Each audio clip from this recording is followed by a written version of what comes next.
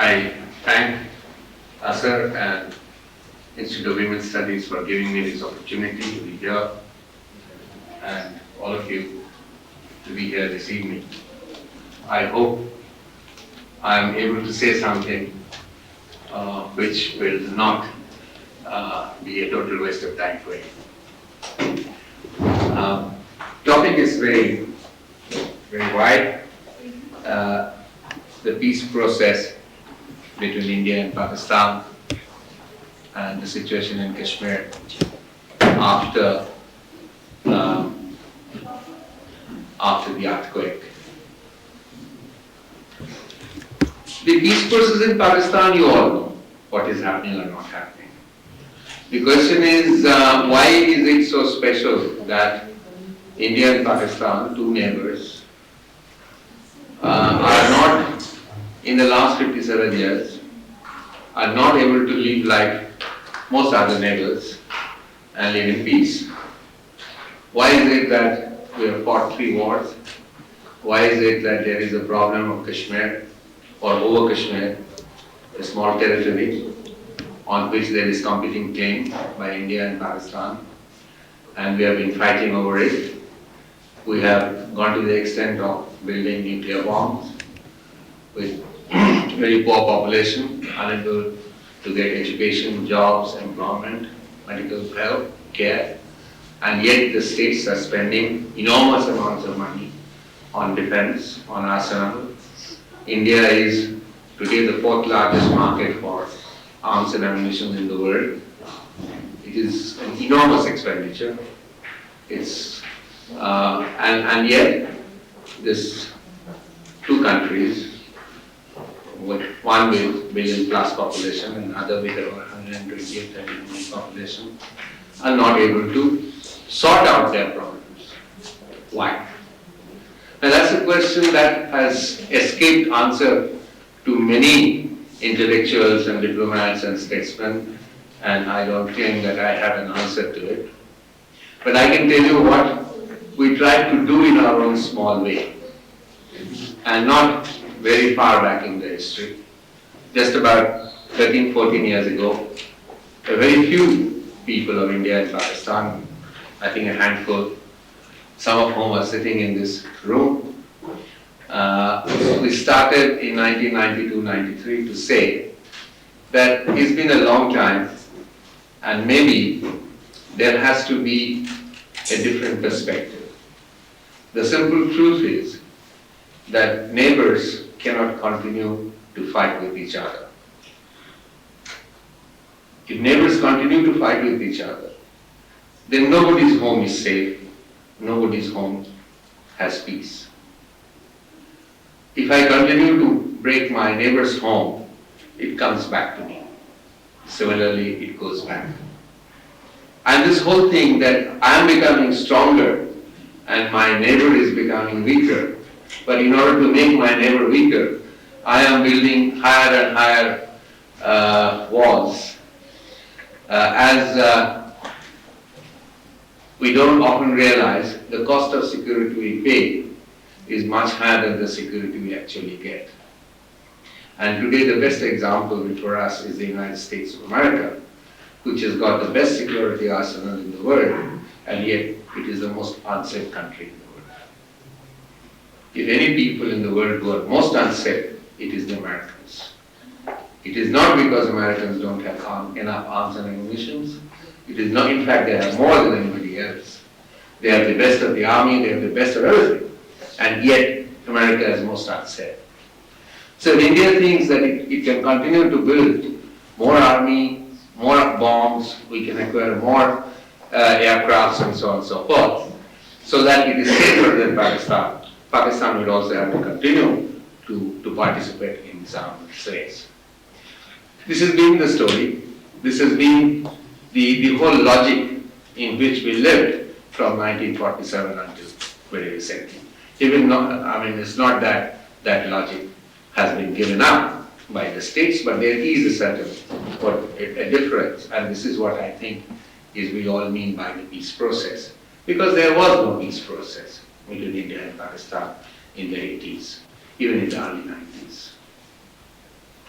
The peace process between India and Pakistan, let us face it, historically, it is something that is very new, and it is something, an initiative that has been started by the peoples of India and Pakistan. It is not being initiated by the elites, by the bureaucrats, by the ministers, by the leaders. Today, of course, they are taking the lead over it. Today, of course, every time the Prime Ministers of India and Pakistan meet, or General Sahab and the Indian Prime Minister meets, they say, we must support the people-to-people process. Until very recently, we couldn't read each other's newspapers. If I had a Pakistani newspaper in my hand when I was going back from here, either it will be taken away by the customs in Lahore, or I'll be arrested on the other side for possessing an enemy paper. So suddenly, why this people-to-people process has become so important? Because finally, the people of India and Pakistan, however small we began, think we have been able to make it very clear, and a new thinking has started which questions the armigerous or the military way of projecting security in this part of the world by saying that we have to find another way. And it's a simple logic. Actually, it is not something which should have taken a great philosopher to decipher for us. The simple truth has been there in front of us all the time. But the entire enterprise of state making, the entire enterprise of building nations, had obscured the very simple truth. Because the whole enterprise of building India and building Pakistan meant making the other into an enemy. For Pakistan, India had to be an enemy. For India, Pakistan had to be an enemy. No matter what we say, if you look at the kind of literature we produced, the kind of books we created, the kind of history we wrote and taught our children for 40 years, 50 years, we created a mindset so that we hate each other, we will not want to talk to each other. We were all looking, in Pakistan, we were looking towards West Asia. We changed our dress code, we changed our history, we tried to think of ourselves as, belonging to a different culture. And in India, again, the same thing was done in order to deny that the dark period of Indian history is the Muslim period. And the rest was glorious Hindu period. Now, this whole exercise, the entire effort to alienate, to create the hatred, this whole way of creating the other as a demon, this is what took an enormous toll, an enormous cost on all of us. And we were blinded. And as the common people were blinded, common people were not looking into simple common truths which should have been and which is always available and which is known to us.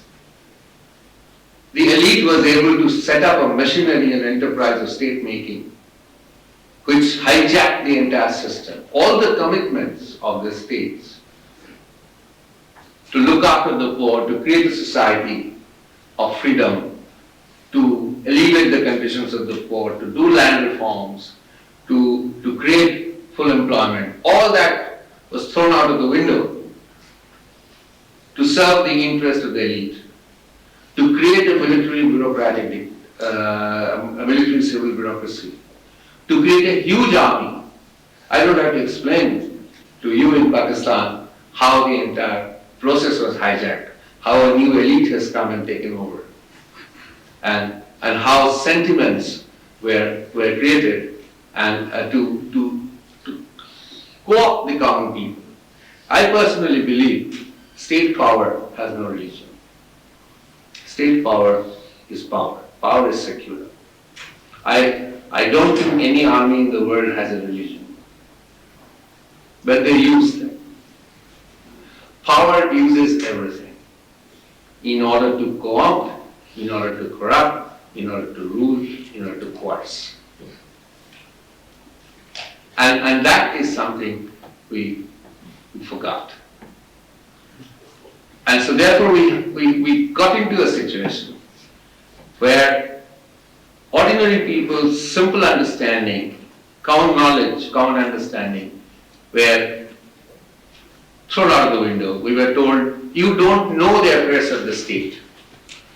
You cannot question the high knowledge. You are not patriotic enough. As if only those who wear the uniform are greater patriots than you and I. It is the uniform that makes people patriots. The moment they lose their uniform, they are no longer patriots of one.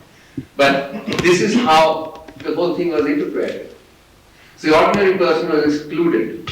The pride of being a nationalist, the sacrifices the ordinary people of the subcontinent made during the fight against the British imperialists, which finally won us this freedom, our forefathers who made all these sacrifices.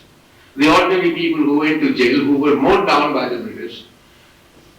On 6th of April, you know what happened in Jallianwala Bagh. Who were killed? The ordinary people, killed like cattle. But all those people and their children were told, you are not patriotic enough, you don't understand. You have to only accept what is told to you. So this is what, if you do this, you are a good Pakistan. If you do this, you are a good India. So you should not think of Pakistanis as your friends and brothers and sisters. And similarly, you should not think of Indians as your friends and brothers and sisters. You should not say, all right, partition has taken place. It's over. Now we are neighbors. Let us accept Pakistan, let us accept India, and let's try and live in peace. And it's natural. This is the dictate of geography. The waters flow from one side to the other. Goods can come and go. Services has to come and go. People have been migrating for thousands of years.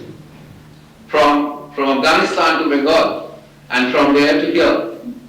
All kinds of trades, all kinds of goods, people have been coming and going. Our cultures are mixed, our languages are mixed, our communities are mixed. Yet suddenly this border that has been drawn became defined. You cannot cross. Anyone who crosses the border or questions this border or says, make it soft. Let me look at the other side. My brother lives on the other side. My sister is married to so and so. My mother is there. No, they are enemy. So this is the context in which the peace process has to be seen. This is the context in which we have to understand what is the meaning of the peace process. And this is the context in which we must place the peace process to realize that it is a people's initiative. It is not of the government, it is not of the political parties, it is not of the states. And therefore, this is something absolutely new. It's a gift of the people to themselves. And we have to protect it. We have to continue to fight for it. Unless we do that, this process is doomed. Because it will be hijacked once again. Because war pays, peace does not pay to the manufacturers of arms and ammunition. Please understand that. It doesn't give contracts for building peace, but it gives big international contracts for buying arms and ammunition. So dividends of peace go to the ordinary poor people. It doesn't fill the coffers of the contractors, or ministers, or bureaucrats, or generals. And peace is people's right. Peace is our thing. And it's the people of India and Pakistan. And it's very visible today. You see, last month, I participated in a peace march from Jodhpur to Munabao in Rajasthan. Munabao is just across the border in Sindh, in the Rajasthan-Sindh border. Khoprapar is on this side, the rail line which is supposed to open, but it's not opening. Not opening is going on for several months. And we walked from Jodhpur, 350 kilometers. We walked across the desert. We moved more and more towards the border. We found more and more people joining us. And all these fears, all these talks about terrorists coming, if you open up the border, then there will be, violence here, this, that. People said it doesn't matter. And at the end of the day, when we landed up on the border, and at the end of the day, when our friends from Pakistan had also reached the other side of the border, there were thousands of people. It's the most poignant scene in my life, one of the most poignant scenes in my life. I saw there was 500 meters or 600 meters of mined sand, a strip of sand is mined by both India and Pakistan. There were the soldiers and this barbed wire. And behind there were thousands of people holding candles, lamps, torches, and singing and raising slogans on both sides. What a statement by the ordinary people of India and Pakistan about this border, about this division, about this violence that is symbolized and frozen in these borders by the guns, by the barbed wire, by the electrical fencing and the mines. Because there was no doubt in the minds of the people there that this is Pakistan, we are Pakistani, and this is India and they are Indians. That we are Indians, they are Pakistani. But we are people, we are friends, we have relations, we are brothers, we are sisters. And we have a right to meet with each other. And if we do that, it does not undo India or Pakistan. In fact, it strengthens the security of India and Pakistan. But this is what sends signals of fear down the spines of the rulers in Delhi and Islamabad. They do not want that to happen. Because if people accept border, and I tell you, I've had similar conversation on this side of the border in Punjab, in West Punjab. There is no fear of the border anymore. We have got over it. The people have got over it. They have accepted it. You go to the border, so in the peripheries of India and Pakistan, in the border regions, people have come to terms. 5, 6 decades have gone down. Now we want to normalize. Now they are not afraid anymore. And they have also seen through, because they are the people who have paid the highest price of this division. Not the people in Islamabad or in Delhi. Not the people in the city of Lahore or in the city of Bombay. It's the people who have been living on the border. They have been always under suspicion, under threat, under control. They are the people who have to pay the price every time the guns blazed on this side and that side. They know what is the meaning of this. And they know what is patriotism and what is pseudo-patriotism. They know what is simple business in the name of nation and nationalism. So things have changed. And I think we are standing on the threshold of an entirely new generation of peace activists who are no longer in the cities and in the middle class homes and the universities and colleges, but they are out there in the desert of Sindh and Rajasthan, who walk 30 kilometers through the sand on their own, young men, women, old people, to go to the border and make a statement on their own and trek back another 30 kilometers. We didn't bring them in buses, we didn't give them anything, we didn't even have enough water. But people did. And they are the real peacemakers. And they are the people who are actually putting on the challenge to the state power. And these questions of religion and the high culture of nation and all these things really don't matter anymore. There are Sota Rajputs, Neo Muslims, low caste people, upper caste people on that side of the border. And all of them had their own stories, own reason. And it has really, in no way, and it actually shows the diversity and which is inherent, which is the real strength of the culture of this area. 50 years is the history of India and Pakistan as nation states. 5,000 years is the history of South Asia. Our culture, our languages, our identities have been in the process of making over a period of the last 5,000 years. How many migrations? The Greeks, the Scythians, the Huns, and finally the Europeans in 17th and 18th century. So many influences have come from outside. The Mughals, before them the Turks, the Iranians, and all that is mixed. It is not, nothing has gone. And suddenly if you say that, I was born in Calcutta, and our language has got, in Calcutta, in any home you go, there are all kinds of Farsi and other words that is mixed in our language. So are you going to exercise it? Are you going to say, no, you can't say kursi, you cannot say pehtaba, you cannot say this because these are no longer, these are words that were introduced here when the Persians came and ruled over us, so you have to throw them out. And Abba and Baba is a common word in Bengali, meaning the same.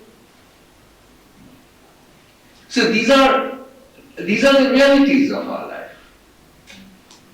This artificial divide, the whole idea that you want to contain, you want to actually crush the 55,000 years of history, 5,000 years of culture, 5,000 years of growth of a civilization into 50 years of a straitjacket of an idea of Pakistan and India.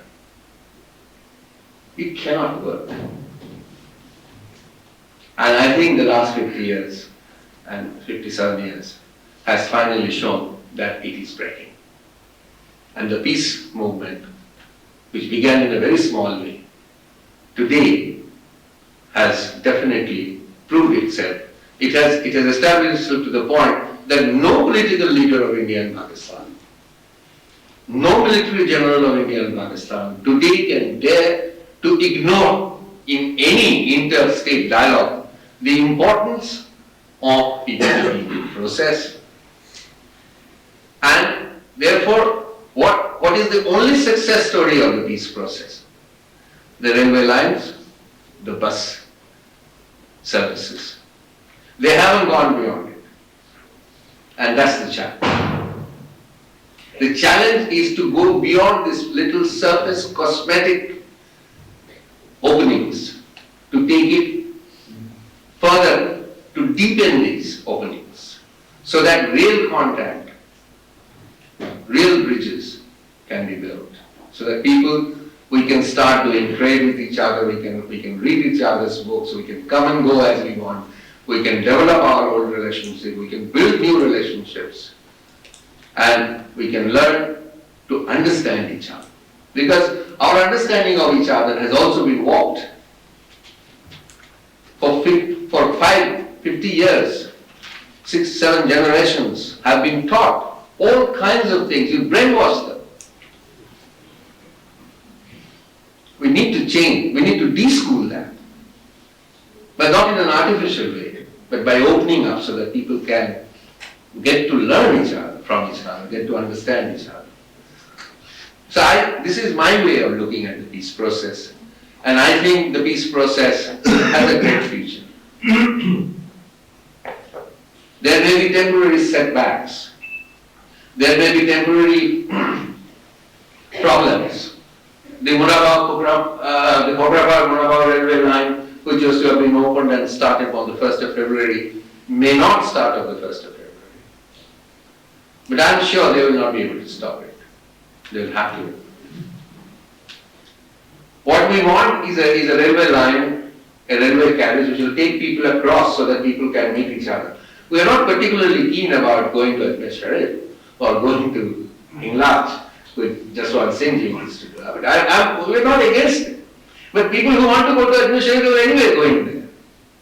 Our demand is that across this divide in the desert, there are families who have been there for almost half a century who have not been able to meet each other. They have been told you cannot go. It is a security threat. कि इस गांव का आदमी वो अपना बाप से मिलेगा उधर के पार करके दूसरा गांव में चला गया तो सिक्योरिटी थ्रेट हो गया. This is what we are challenging. It is not a security threat. It is my birthright.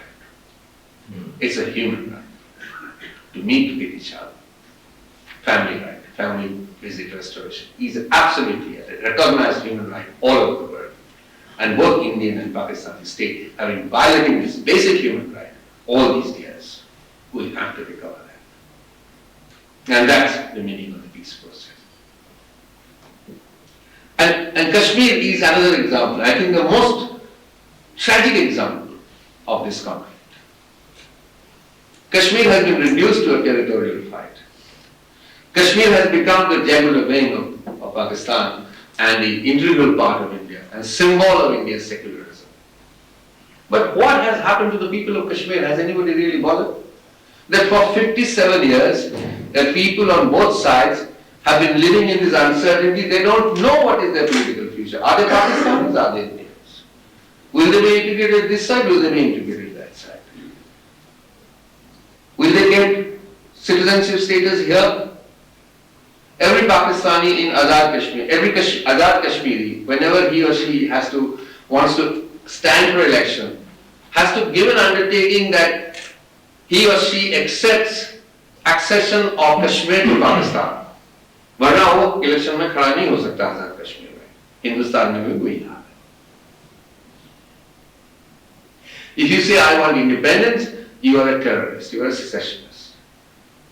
And yet Kashmir his future is yet to be settled.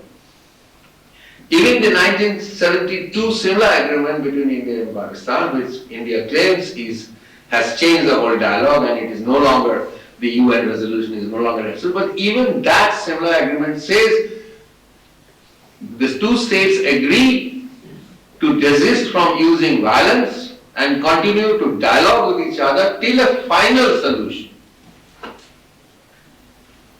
See, if there is no dispute, then why do you want a solution? So even Simla agreement, though it does not use the word dispute, very clever, but it has to find a final solution. Meantime, what has happened?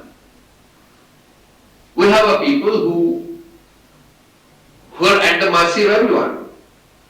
And from 1989-90, as we know, there has been a strong movement in Indian held Kashmir, which began, I was there part of the time, interacting with some of the people, which began essentially as a secularist national movement, a movement of Kashmiria, led by the JKLF, soon got converted into a movement in which all kinds of forces, particularly forces or people guided by religious Islamic ideology, Nizam al-Mustafa, which really has nothing to do with Kashmiri nationalism again. And Nizam al-Mustafa is not a nationalist ideology.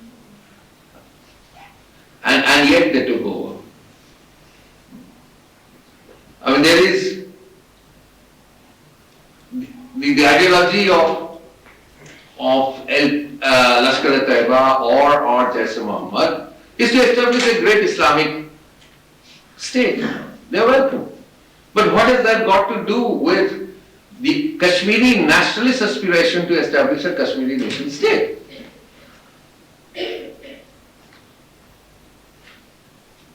That's an internationalist movement. It has its own place or whatever. If we agree or disagree with it, we might fight with it, we might join them. Or whoever wants to do that. So how the whole movement of the Kashmiri people, whose basic desire is to preserve their culture, to preserve their identity, to have a democratic setup so that they can decide how they will live, what they will do, what they want for their children.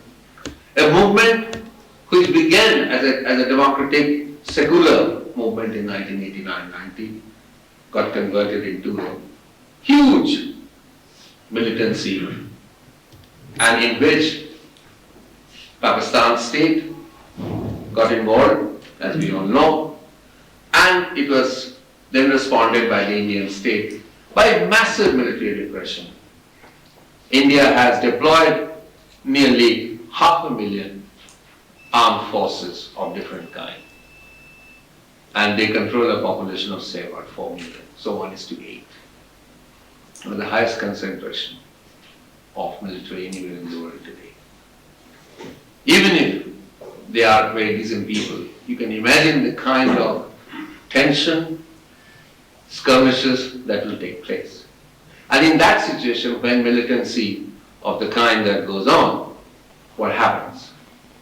And the direct response is that the human rights of the people of Kashmir has become the worst casualty. The total number of people killed, not be less than 70,000 to 80. Number of people gone missing is another 25 or 23,000.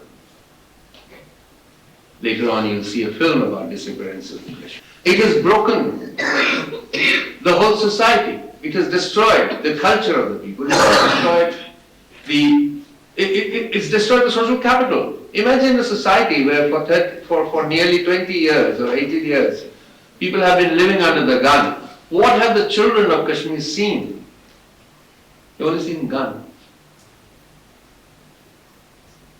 The 25, 30-year-old Kashmiri boys and girls do not know what is like being able to walk down the street without being frisked at every street corner. They have lived under the shadow of the gun and the fear of other kinds of guns all the time. They have seen their family members and intellectuals of Kashmir being killed either by the Indian Army or by one or the other zealot section of the militants, because they thought that these people are not good enough supporters of the Tahrir or they are compromised.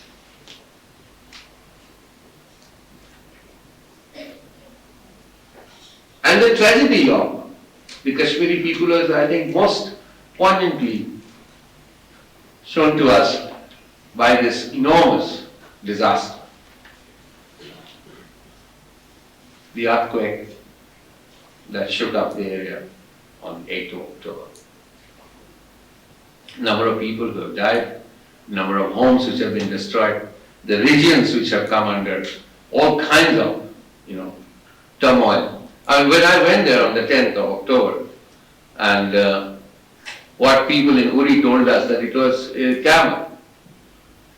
That's how they described it, because the mountain shook, dust went up, there was noise, enormous noise, there was darkness in the middle of the night. And the earth opened up. It was camel for them. That's the way it happened here. And if you look at what has happened, what has these two states and the international community which says, these two states which claim Kashmir belongs to us and we are willing to die for Kashmir. And many have died. It is not to, even if they died under the wrong notion, but many people have given their lives in their own way for Kashmir, so the cause of Kashmir. What have they done? What has happened? Today in the newspaper I read that nearly 9.9 billion rupees is supposed to have been distributed in Azad Kashmir to people as compensation for death, for injury, and for building homes. But just 3 days ago, a friend of mine, 3 or 4 friends of mine from Muzaffarabad were here, people I have known, and people are not known to be given to hyperbole. What they were explaining to me and the situation that they described, the two don't match. The claim of the state that we have given so much money and what is being said, whether personally to me or what is being said in the newspapers in terms of the situations of the people and the conditions they are still in. And the reports that some of the NGOs are still sending, that they have no access to water, they have no access to material, to medicines and so on and so forth. Same thing, this is on this side, of which you know better. On the other side, I've been there. We've done a survey, very detailed survey of the two tehsils. We have done a survey of more than 21,000 homes, and the report is here. This is for you. Thank you. And And what have we found? Utter and complete neglect. The state willingly abdicating its responsibility to the people. Great fanfare the states have announced we are giving money. आप 1 लाख रुपया दे दे, 2 लाख रुपया दे दे। और 2 लाख रुपया cash note लेके क्या करेगा जो पत्थर के ये बर्फ के बीच में उस पहाड़ में बैठा हुआ है? कहां से घर बनाएगा? पानी कहां से लाएगा? बच्चे के लिए दवाई कहां, खाना कहां से लाएगा? How is she going to warm her home? By burning those notes? The government of India said we will give you ₹1 lakh to each one of them, build your house. No, build the house with what? They don't even have the tools to recover, to move the rubble of their homes. The cost of removal of the rubble's average cost on the Indian side, we have worked out, it comes to more than 3.5 lakhs rupees. Do you know what was the cost of removal of the rubbles in Muzaffarabad? Has anybody done any calculation? Has anybody looked at whether Muzaffarabad is safe, the ledge is safe or not after this Zalzala? Has there been any study? I mean, much has been said, and by bits and pieces we hear that jewels have gone here and gone there and all that. And these two states, these huge powers competing, India saying we are going to be a great world power player in the world, Pakistan competing every state. The last thing I want to say, the inhumanity of these two states is very clear by one illustration. Titwal is on the other side of river Nilam, which is on the Nilam land, which the Indians call Kisanganga.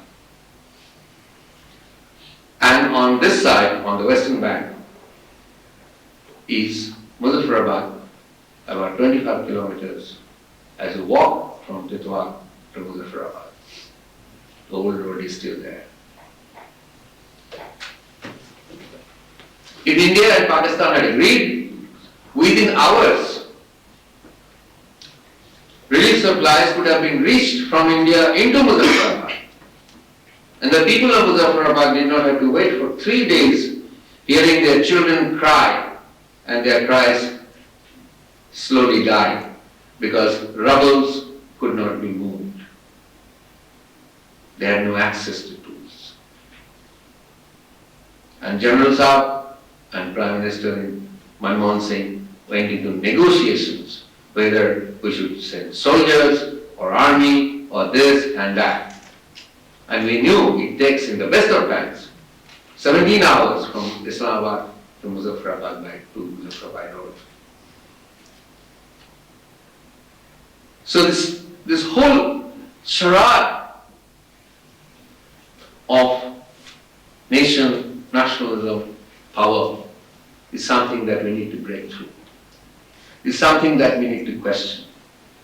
And something I think we should be able to say, whether we are patriotic or not, is not something that we need to prove to the professional politicians and the bureaucrats.